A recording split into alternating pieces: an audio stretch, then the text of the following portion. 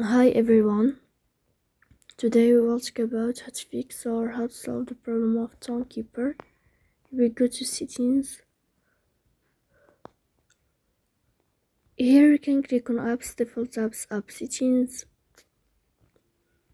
And above you can search about Tonkeeper and you will enter. Then you can click on first stop and you can click OK. Here we'll enter to the window of storage. Then you can click on clear cache. In the end you can turn off your phone and you can wait a moment to turn on your phone again.